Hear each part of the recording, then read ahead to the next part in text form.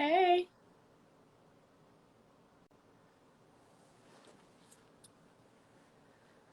Whew.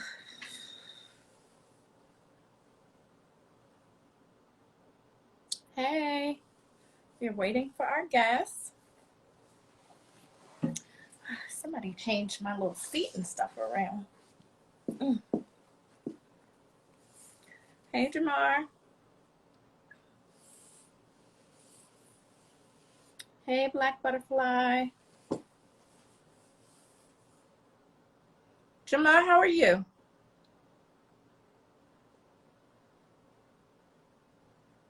Hey.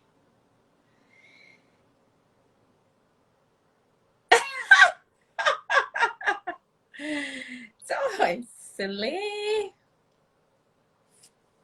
Hey, Maria. All right, it says our guest is unable to join. Let's see what's the problem.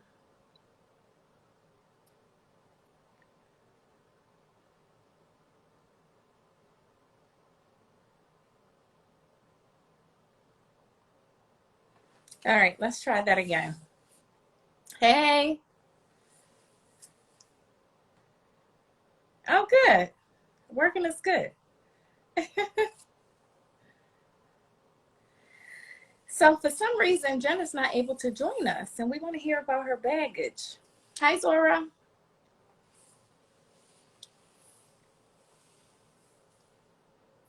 You know, sometimes Instagram is real funny acting, letting people onto the lives.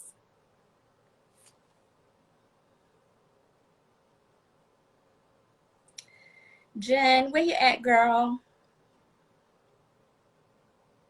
Jamal, why we gotta talk about farting? What's up with that? Maybe you need to come on here and talk about your baggage.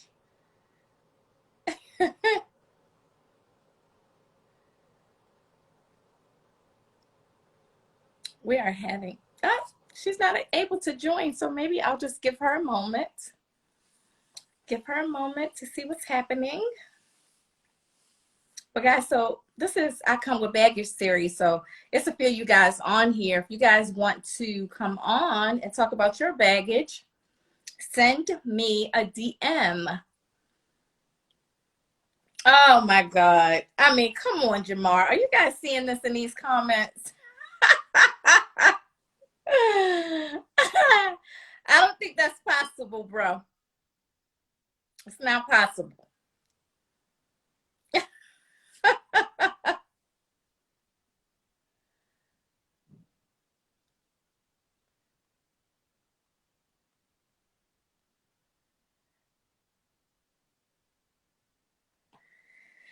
All right, so I'm gonna send her one last request. There we go.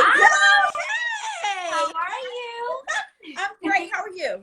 I'm good. How's everything? Hold on, let me fix my camera because I'm zipping it down too much. I forgot we do split screens on these things. Hang on. Okay, I think we're good. Hi. Hi. I want you to say hi, Crystal, so I can say hi, Jen. You know Hi, that commercial? Crystal. Hi, Jen. Do you know that commercial with Jennifer Aniston? Which one? Which one? Oh, the Apple TV? No, she's talking to a doctor named Sabrina, and she jumps on and she says, hi, Sabrina. And Sabrina says, hi, Jen. Anyway. Sorry. I'm a little behind on that, but hi, Crystal. Let's do it again. Hi, Jen. I'm a TV whore, so I can like recite commercials and things. I love that. No, I love it. I should know that actually, the industry I'm in, but no one needs to know that. Yes.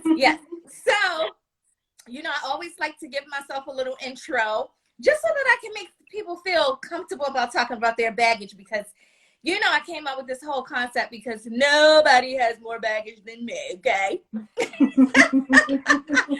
So, I mean, I really don't say this to beat a dead horse every single week. I really say this to make people comfortable and know that it's a safe space to really be open, talk about your baggage because me, you know, felon, okay? Mm-hmm. Kidnapped at gunpoint before. Oh my God. Accused of murder before. So I got like show enough baggage. Hey, little cousin, I got like real baggage, right? So I just like to provide that safe space. I came up with the concept because, in addition to being a TV whore, I'm a travel whore, right? Yeah. And so I come with baggage. You know, traveling is my form of self-care and escape, right? Mm-hmm. And so I come with baggage. Like, I travel and I'm carrying my baggage literally and figuratively, right? And so right now, while we are limited to our travel, why not talk about our baggage, right? Mm-hmm. Therapy session. We all need it. We have to get it out. So let me just tell you that I'm like a fan, okay? Oh my God. When I read your bio, I was like, yes, honey. Yes, I love you, okay? But I don't want to steal your thunder. I don't want to steal your thunder. I want you to introduce yourself, and you can let the people know, like, put them on notice. So all these people you done worked with in the industry, because you are like real bossed up, sis. Well, thank you. That's so kind of you to say. I'm still getting used to like sharing my story and my accolades, because I'm just not that type of person. I'm super humble, probably to a fault, but I'm trying to teach myself that by sharing my story, that it can inspire others to, follow the same footsteps and just provide them with some motivation. So with that said, I'm cool with, well, a disclaimer. We all have a difficulty talking about ourselves, right? Yeah. But I'm a good hype woman over here, right? So do your thing. You know what I'm saying? Like, I don't like to talk about myself, but I will tell you this. Let me just tell you this. It's hard to impress me, right? Because I feel like I've done a lot of stuff. I'm a little bit hard to impress, but girl, I'm impressed. So go ahead. Oh my God, I love this. Whenever I'm feeling down, I should call you, Crystal. Yes. You're definitely hyping me up right now. I'm a girl's girl. And I love it. I love your energy. Well, I started, I guess, career-wise, I guess I'm going to start there, right? Yeah. So I left the Fashion Institute of Technology to pursue my dreams of entertainment. Coming from a first-generation Vietnamese household, my mother was not into that. She thought fashion was the way, was the money. But, in my heart, I was like, no, I can't continue on and waste my 4 years, whatever long, the rest of my life, pursuing something I'm not interested in. So I left to pursue entertainment. And I went to the Institute of Audio Research in New York City. I don't know if anyone heard of that, IAR, but pretty much that's where you learn music production and things like that. So I'm actually low-key a certified production engineer. See? Don't ask me to sit behind the boards. Like, I can't fiddle around and dang, so I can't get you to come in. I can't get you to come do the sound on my play. I wouldn't even know where up and down is. Like, you need me to raise the volume, lower the volume. Got you. But I do have a knack for hearing what sounds good and what doesn't sound good, though. That's from just my training at the school. So I graduated from there, and then I got an internship. Hot 97 was looking for interns. I applied. They had a relationship with the school, so I went in for an interview, and I won't forget it. That the interview I was going in for was for Funk Flex, the Legends, and Flex never had an intern before, ever. So I was part of the crew of people that they were trying to interview to, be his intern, and they chose me. And so there's a moral to the story. Let me get to it. So my first day, I'll never forget it. I had, shouts out to Tat Wizard, who is Flex's producer, longtime producer. As soon as I got there, he was like, okay, we need you to do this, that. So I had to set up Flex's DJ set inside the iconic DJ booth. Mind you, I've never touched a DJ set before. I've seen one, but I don't know what goes where. He's like, okay, put the needle here. You're going to put this there. Put these items up. And then he's like, all right, now follow me. And then I had to go set up Flex's whole studio setup. And then he called me and said, hey, Flex is downstairs. We need you to move his car. I was like, this is on the first day. I was like, okay, they don't do that now with interns. Interns, you got it so good now. Back in the day, you really had to hustle and show what you want, how hungry you were. So anyway, go downstairs. Flex gets out the car. I'm like, oh shit, that's Flex. I'll never forget. He pulled up in a candy paint Chevrolet. And I am now been chosen to drive his vehicle to the lot, which is just behind the back of the building. But it's safe and sound on my first day. I'm like, yeah, and it is New York. Yes, you never know. People will clip you from the right, trying to cut you off. So like, girl, I was mad nervous, but I made it. So then I ran back in upstairs, and as soon as I got back up, he's like, all right, you got to pick up his dinner, and then you also have to pick up calls, this, that. So it was a very eventful first day as an intern, but I say that because it set me up for my foundation for Hot and how my reputation and my career, because from that point on, they saw within me that I'm capable of doing these tasks, you know, right off the fly. And so that kind of traveled on in my entire career at Hot. I spent my entire 20s at Hot. That gives you guys an understanding. So I literally worked my way up from the bottom. After interning for Flex, I interned for Cypress Sounds in Rosenberg, my family. They put me on, and that's when they first got their morning show with K Fox. And I was like an assistant producer for them. And I would fill in for K Fox every now and then. Shouts out to Ebro, who also believed in me. And so I got my chance to crack the mic in New York City at Hot 97, the station I listened to my entire life. And wow. The station I used to record radio shows off of the cassette tapes. I might be dating myself. I don't know if you know that, but girl, you ain't got nothing on me. Like the OG cassette tapes, guys. Like you'd have to put a plastic tape over the edges so you could hit record on the boombox. I'm talking like that old. So then after that, I literally just worked my way up, and then eventually I became a digital manager at Hot 97, where I was in charge of building their social media. This is when social media began. I'm talking about Twitter, Instagram had not come out yet. So Twitter just came out. And so, yeah, I was in charge of building that up. And then eventually I was in charge of helping them create shows on our YouTube. They eventually had like a million plus followers on each platform, which was never done before for a radio station. So we were really making noise. Like we were going neck and neck with Complex at that time. Like that's the caliber that we were at. Not just me, but my entire team, making sure content goes out on the website and things like that. And then eventually my biggest accomplishment there, and not only that, is when I got my radio show on Sundays called Weekend at Jennie's, and that was just like I love that.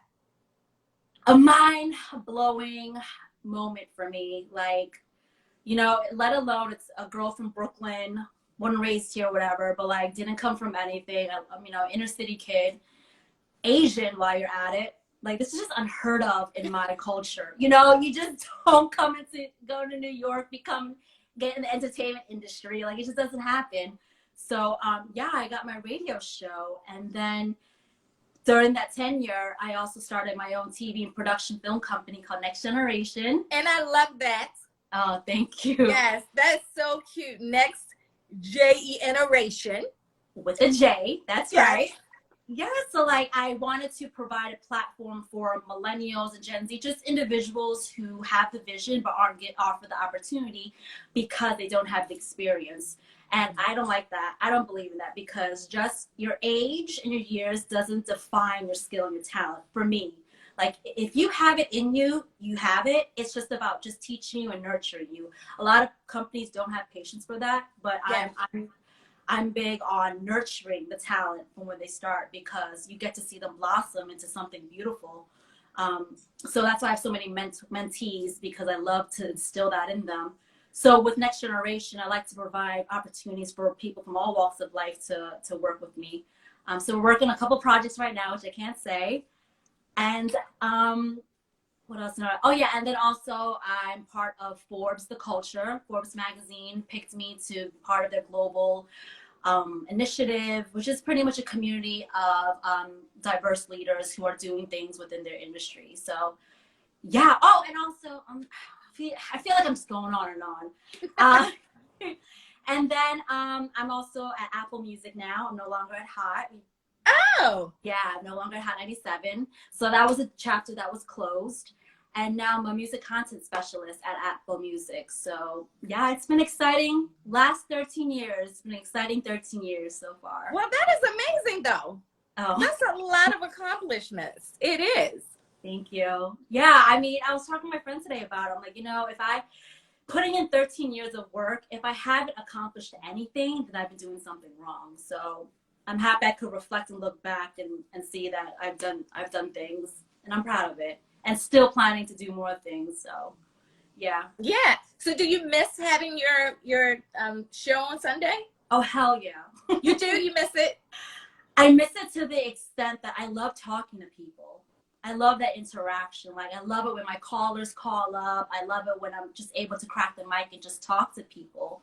Like, that's my thing. I just enjoy doing that. So that's what I miss most, the connection. I will say, like, when you're in radio, it's just natural that the next step you want to take in your career is like television or film and so on. So I felt like I've done all that I can with radio. I mean, I've been there for like 12 years at that point in time, that it was time to just move on and go on to the next bigger and better thing.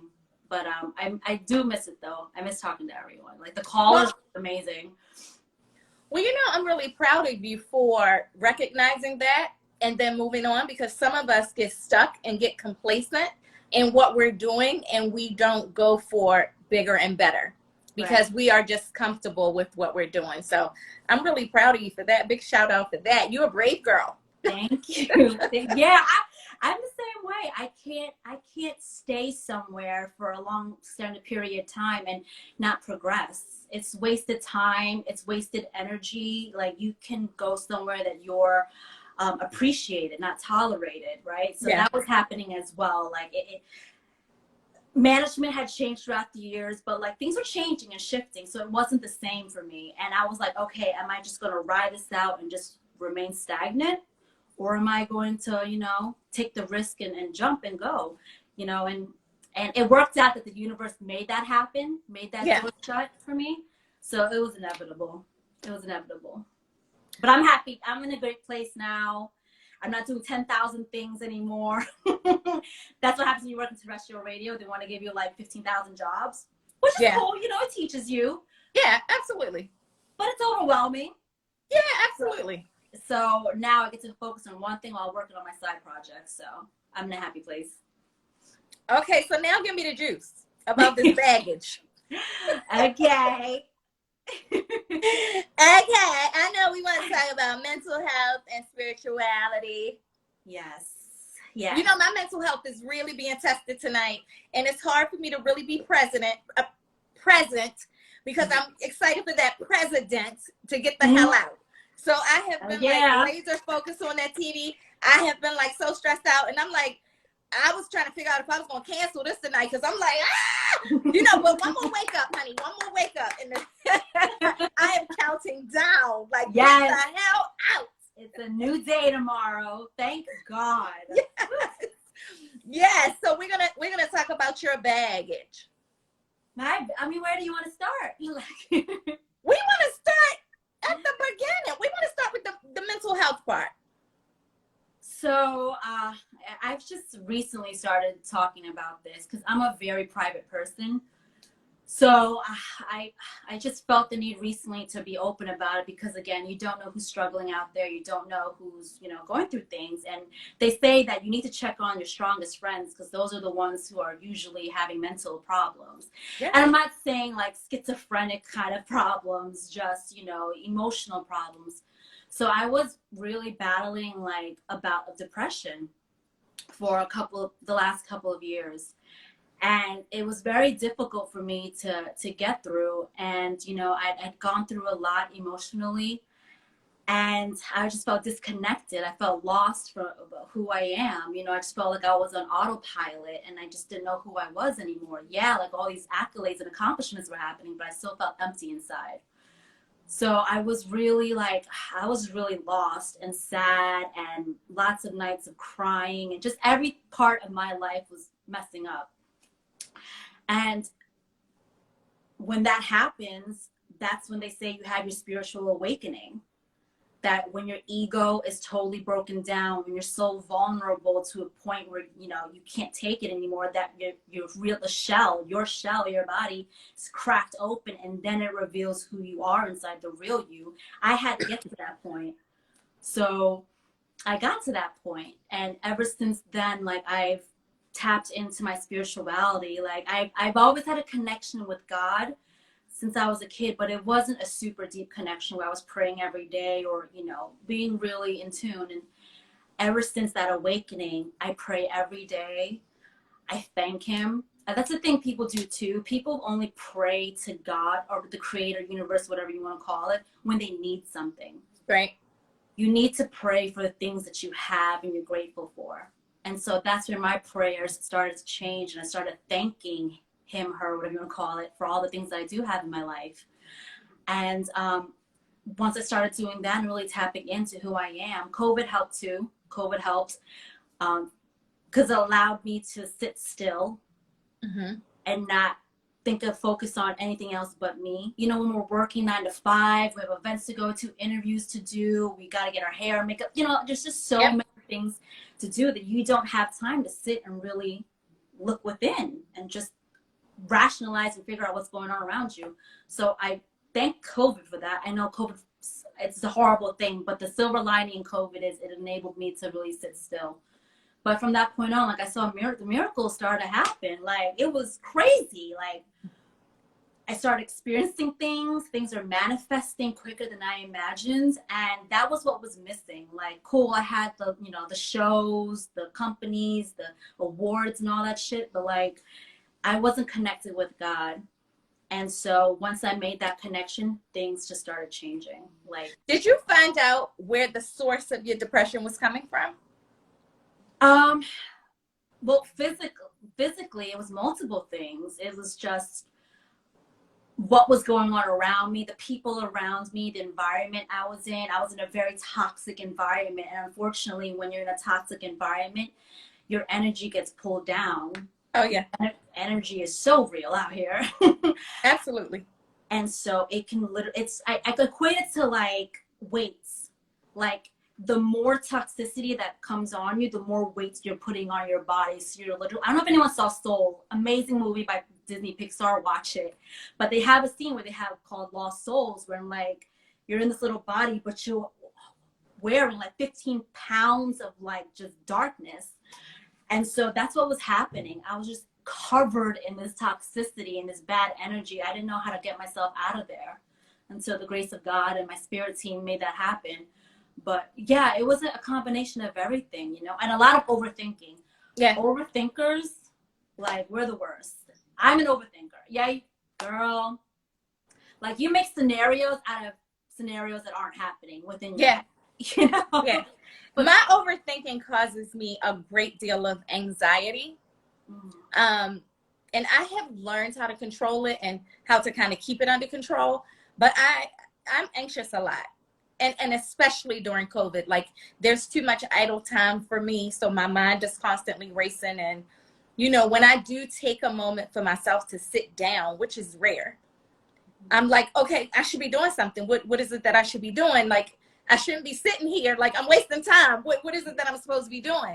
So I really drive myself crazy with overthinking and causing myself to be super anxious. I'm the same. I was the same way. And you know what helped me? And I never believed this before you guys, like meditation.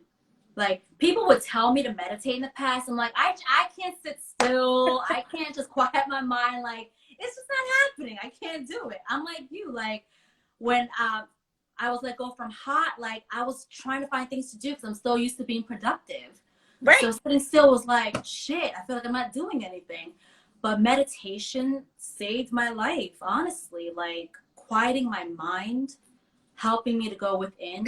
They also say meditation connects you to God as well. So I would suggest meditating, Crystal, if you're into that, or if you can or not. Try it. Try it for 5 minutes and see how you feel afterwards. You really have a sense of clarity afterwards. But yeah, that's been my saving grace, meditation. Okay, I will say that I have tried before and my mind continued to race. And so I was told to put the music on, like, even when I'm sleeping. Yes. The music helps you, keep you in track, keep you in line. But here's the thing now. The fact that your mind was going during meditation, that means it's working. Because what happens is when you meditate, it increases the exaltation of your nervous system. So the fact that you're doing that and 1,000 thoughts are going through your mind, that means you're doing it. Now, now you just have to train your brain to really just empty it out. So what I like to do is, and me and Madison spoke about this in the past, shout out to Madison J. You know, I like to focus on my chakras. Are you familiar with chakras? Yes, yes, yes. So what you do is you focus on each chakra, each color, and that helps you to meditate. So by the time you end up at your crown chakra, you've already done about 5 to 10 minutes of meditation. And I'm telling you, it will make you feel so calm and so at ease, and give you so much clarity, so much clarity. Okay, well that's a good tip because I never tried that. I need to do that. It's gonna work, I'm telling you. But yeah, like meditation definitely helped me with everything going on. And prayer, of course. And positive thinking. Yes. I know I sound like, you know, kumbaya hippie, but like straight up, like that's what it is. It's really No, that's really good. Like I'm experiencing a great deal of anxiety right now, right? Mm-hmm. So I noticed that people who are not as positive and who are just rah rah rah a lot, mm-hmm. I kind of, you know, have to just get in my own space and clear that space for myself because energy is real and it kind of transfers onto me. And I don't know how to always say, like, listen, I don't really like this energy you got going on, Shawty. So I just kind of pull back a little bit because right now I'm at a time in my life where I have to take care of myself first. And I really can't take on a lot of other people's baggage. You shouldn't. Yeah, like I just can't. I can't deal with like the noise. You know what I'm saying? And you shouldn't. Like, this is why it's such an important time for everybody as they're in their homes to really like figure out what they will take and what they won't tolerate. You know, there's no reason why you should be taking anyone else's energy. You have to protect your energy. I've said this plenty of times before in other panels. Like, think of energy as currency, money. Would you allow anyone to dip into your bank account and just take whatever they want? Hell no, right? So you gotta protect your energy the same way because that is what moves you. That's what creates you. That's what attracts things. That's what doesn't attract things. So you have to be very careful and mindful of who you have around you because their energy can rub off on you. And then next thing you know, like bad stuff is happening to you or negative thoughts are coming through your mind. Yeah. So all of that is real. Like, and I'm only saying this because I was that person who didn't believe in any of this. And I'm telling you guys, the miracles I've seen happen, and it's happening to me now, things that I prayed about, praying every day would happen, hoping to happen, is starting to happen. And that's when my connection with spirituality, like, it answered. I'm not saying, like, it actually is the saving grace. That's the answer. People Amen. I keep hearing this. I keep hearing this is the secret sauce. That's it. And if you think about it, every successful person out there, when they're accepting an award or speech or whatever, the first thing they think is God, the universe, or whoever, because they've tapped into that side to make these things happen. Yeah. I was telling Madison how, you know, that line on Beyonce, I charge my crystals in a full moon. I'm like, now I find myself charging my crystals, honey. Yes, do it. Crystals are great. They bring energy to you. They cleanse you. You need all that. Yes, my name is Crystal, honey.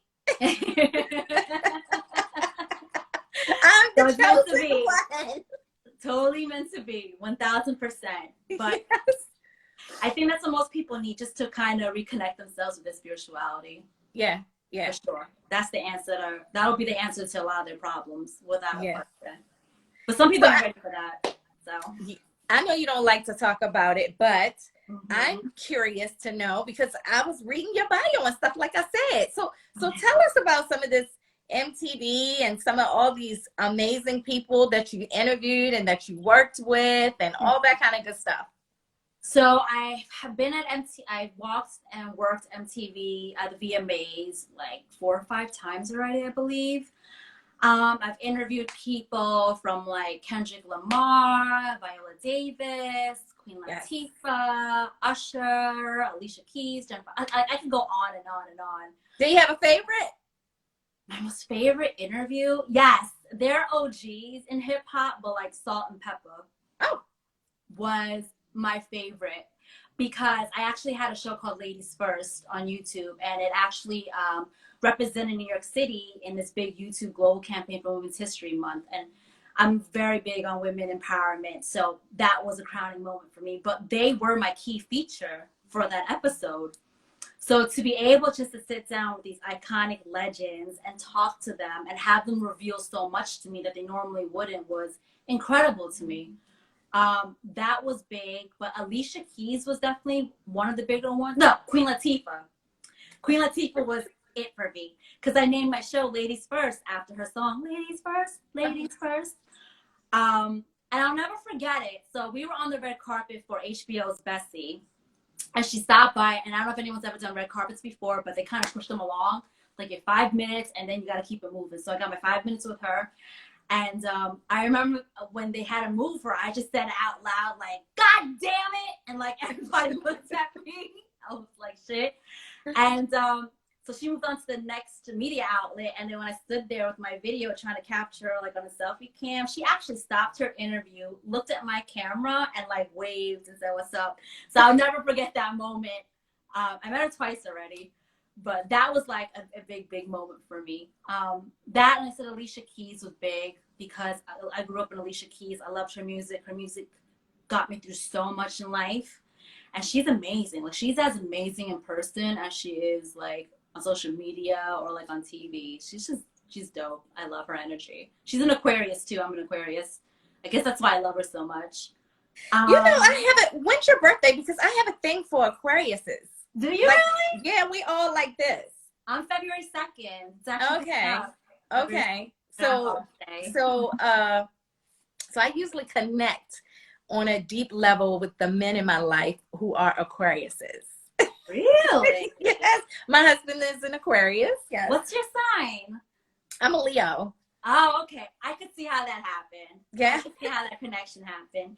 But here's another thing, too, about astrology. People don't know. You got to read for 3 signs. I found this out not too long ago. You have your sun sign, which is your main sign.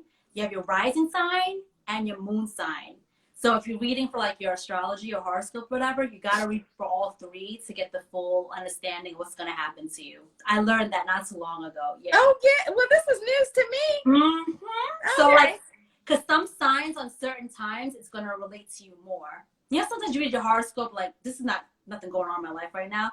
Yeah. It might be because your rising or your moon sign is factoring into your life at this moment. So, yeah, that's something, just a little tidbit. You can go on Google and, like, type in your birthday. You just need, like, your birth time, and it'll give you all that information. So. Oh, okay. Mm-hmm. But I say that because you might have, like, another sign on a sign somewhere else that's super connected to Aquarius. That's why you connect so much, because people do, but like Geminis are really connected, Libras, Sagittariuses are connected to what? Your sign, Aquarius?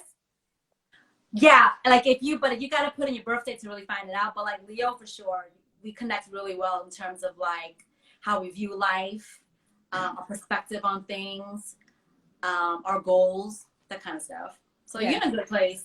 You're in a good place.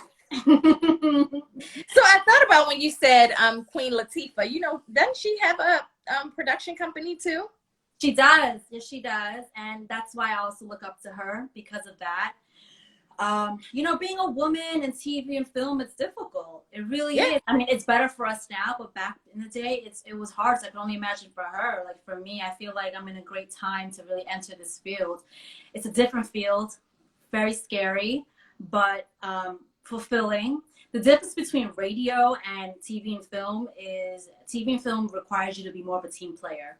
Mm-hmm. With radio and regular media, you kind of could go dolo, you know, put yourself out there, brands you. But when it comes to TV and film, everyone plays a major part. Everyone has a role. You have to play your role and fall back sometimes. And that for me, I'm naturally, I feel like I'm a leader. So for me, it was hard to step back a bit, but that's what also taught me in this industry, how to humble myself again and step back. And if they only need me to do this, then that's all I'm going to do. And when they need me for something else, then I'll jump in. So tell me what your, and I'm asking this just because I got hired on as a producer on a feature film. That's amazing. Well, thank you. It's slated to film summer 21, but we still got to see what's happening with COVID. So prayerfully, in Biden's first 100 days, he can get enough vaccines out and, you know, we can get rid of this thing. Mm-hmm. But I ain't getting the vaccine. No, not yet. Let's not. I'm waiting until about 2022, okay? Yeah. Let's not be the guinea pig. So I was wondering. No, thank you. No, I'm not quite ready. I'm gonna let everybody else go first. Let's see if they come out doing Zombie and Michael Jackson. I'm gonna see what happens. Yes. Yeah. We'll start going 4 eyes and like 6 toes. Yeah. Yeah. See if people, get pregnant and have legit babies or aliens and all that. Yeah. I'm just gonna wait. I could go on for hours about the vaccine, let me tell you. I really can. Like, you want us to put something into our bodies that's a rush job. Yeah. Well, see, that's my thing. That was what my thing was. So my thing was, you still ain't cleaned up the water up there in Michigan. You have nothing for cancer. You have nothing for Alzheimer's and dementia after all these years. Like, it's so many things out there that you have not found any cure for, but you come up with this thing in 7 or 8 months. So, not me. Not me, not yet. Not me, yeah. I'm going to wait it out. I'm gonna wait it out. Yes. So I was wondering, because, I'm producing this movie. What is your role in your company? Like, what's your role? You know how to operate a camera, you direct, what you got going on? So I'm actually the founder and CEO of the company. Okay. So I kind of put the team together, the production together, and work with, the people who need their projects done. So you're the visionary. Visionary, pretty much. But I'm not so much a director. I'm not too savvy, and I don't enjoy being the person responsible for the shots. Like, that's just not something I do. But producing wise, that's probably my main role. And screenwriting. I do a lot of writing. You can see a bunch of my stuff in the back, but screenwriting's always been my thing.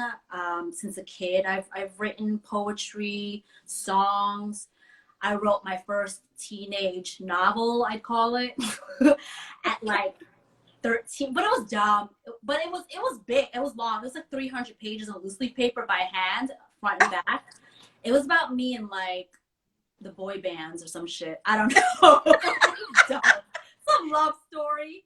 But I wrote 300 pages of it. Well, I used to love Menudo. Now that is dating myself. Girl, I was on Backstreet. Menudo, are you? NSYNC, like, that was my era. Backstreet and NSYNC. Like, yeah. That was Menudo is beyond your time. Yeah.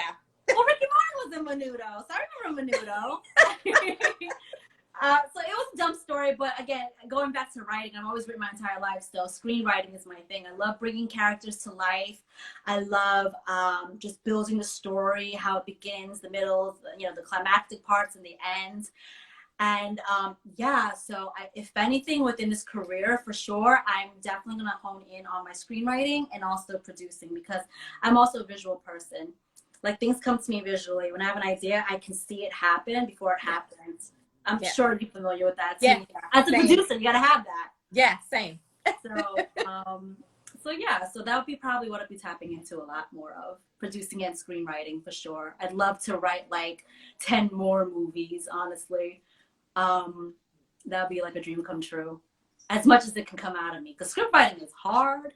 And it's so hard. I'm actually time. going through it right now. And since I've written and published 2 novels, I did not think that script writing would be so hard for me, but I am struggling so bad. Like, I have been working on this same pilot episode for almost 6 months.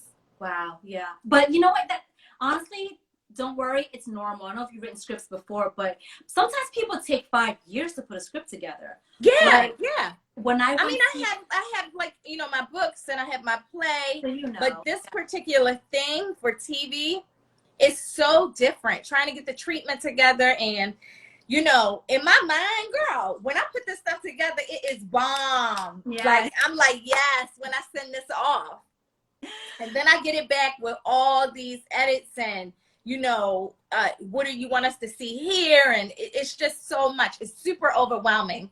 That every day I'm saying, like, why did I even get myself into this? But, it's going to be great. I'm sure it is. You just got to have faith that's going to be okay. And that's the thing, too. Like, thank God I've been in the media industry for so long, because I developed thick skin. and you need thick skin. Like if there's Yeah. any industry that's super cutthroat, it's TV and film. They'll tell you if it's horrible. They'll say it's whack. And honestly, that's what happened to me with the first film I wrote. I was getting feedback, and you know, they were saying that this isn't good, you have to change this. But like, I was open to it because my skin had developed so thick by that point that I was cool with it. But actually, shouts out to Stuart Kelly. He's one of Spike Lee's main men. He 20 years in the business. You know, he got Game, Black Klansman, The Amazing Black Klansman, won the Oscars. But I actually went to his school. I call it the School of Stuart Kelly. He literally taught me in a short amount of time how to develop and write a script. Up until that point, I've seen a script, but I've never structured it before. Because Right. there's so many elements to a script, right? Yes. A script. So I literally took a crash course through him, and I was able to teach myself how to write one. With his help, we co-wrote something together. So yeah, like it took a lot, and there's so many edits. And as a writer, you kind of like write the scene down, but then you might read it a couple weeks later and like, oh my God, no, this should change. This should happen. Like I've done that so many times in my film. It's not even funny that I'm finally now, after like a year and change of editing the script, like it is where it's supposed to be. So Yeah. So here's my issue.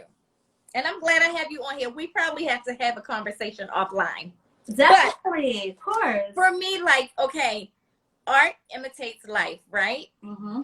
So I already had this story, my own story, my baggage. You know, when I do speaking engagements or tell people about my story, they're like, oh my God, like that can't be true.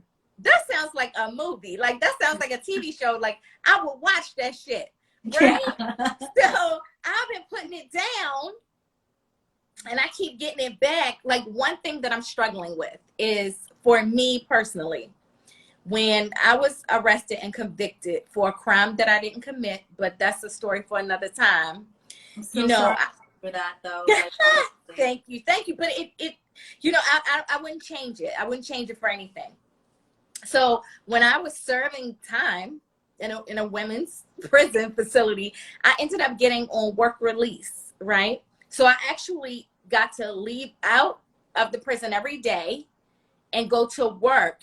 And I would have to come back. And coming back was a nightmare because, of course, I would have to get cavity search and all that kind of stuff. And not only that, I had to pay rent there. So, you know, when I would go to work, I had to pay them rent every Friday. So, like, that's my story. It's a whole lot more to it, but I'm just giving you the couple of seconds of it.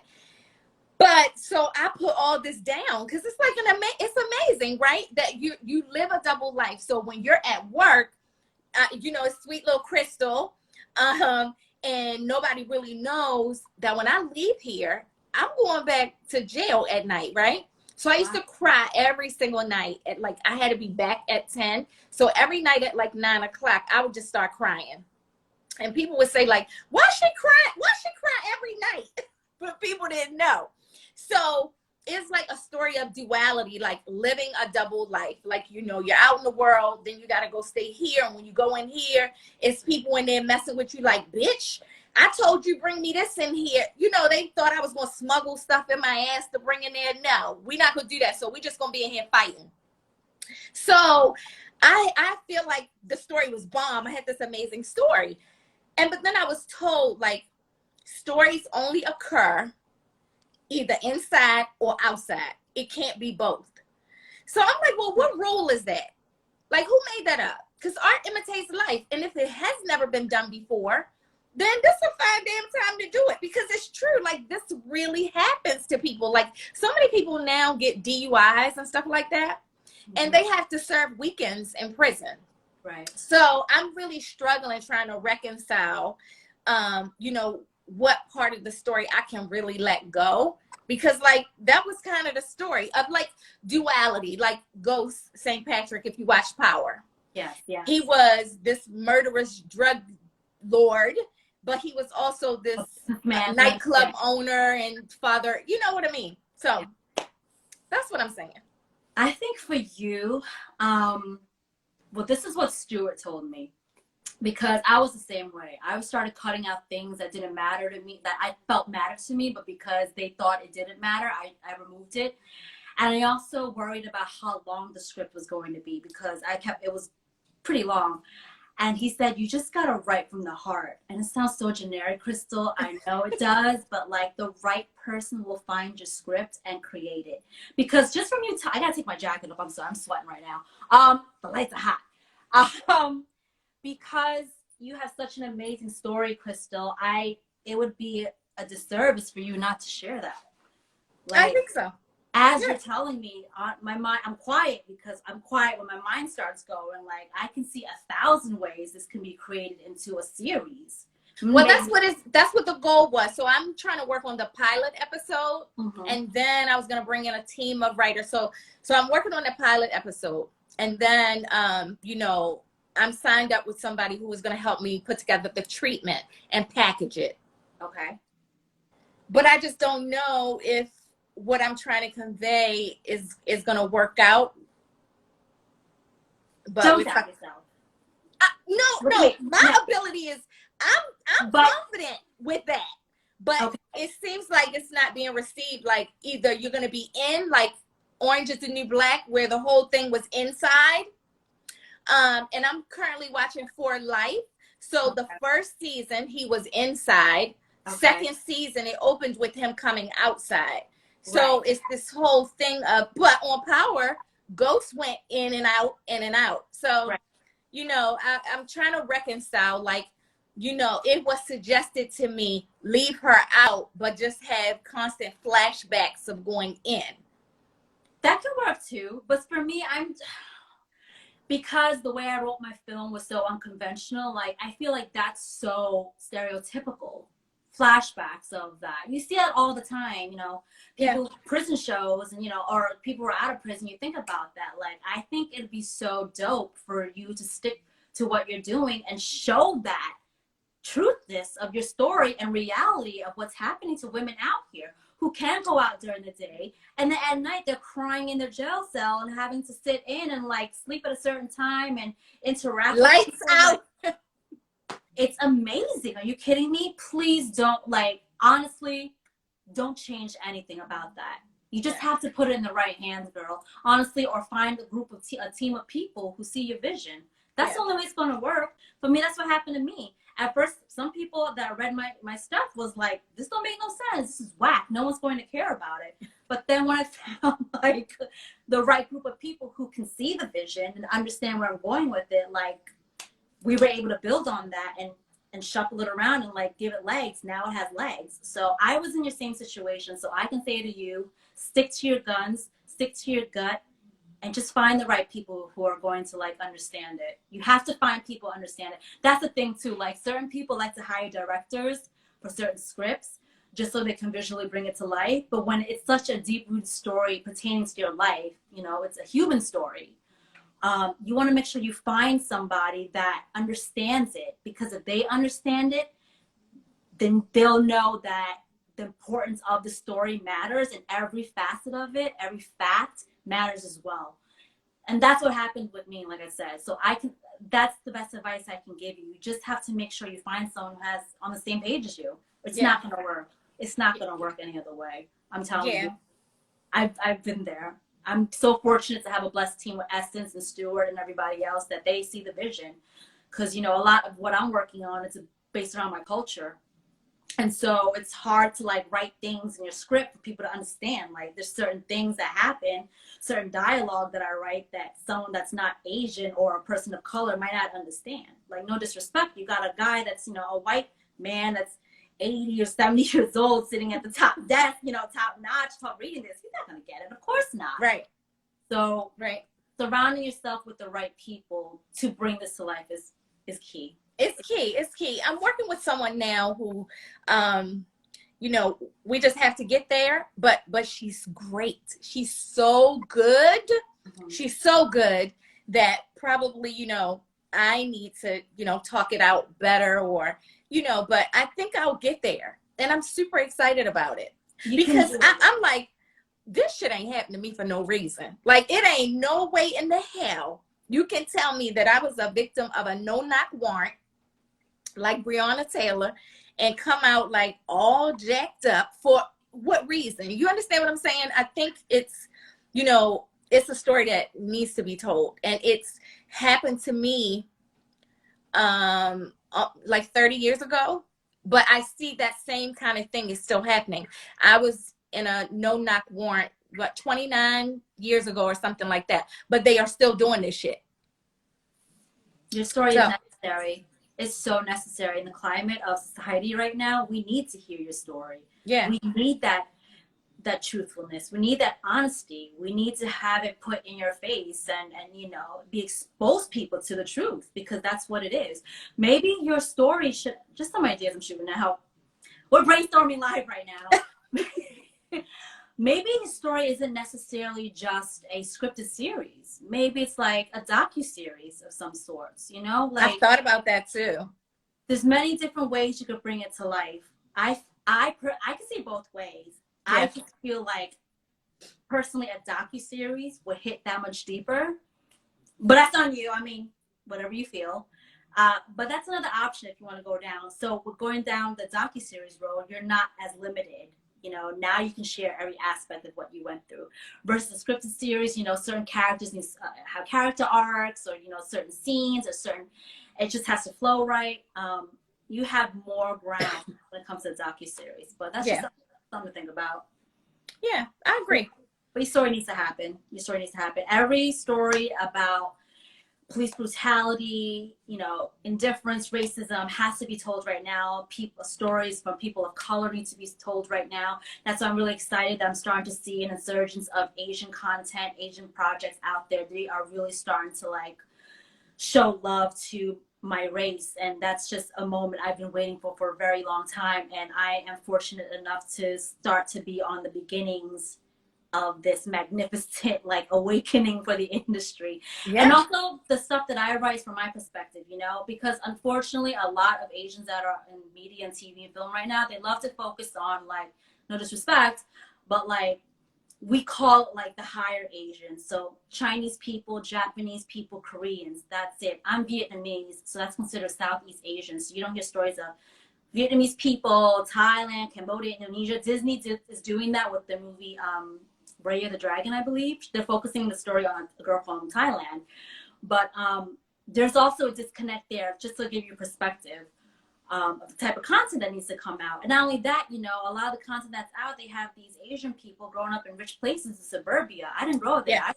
I grew up in the hood in Brooklyn. You know, I grew up in Church Avenue. That's just where I was. So I don't come from that side of the world that people think and know. There's more of me out there that's from that side.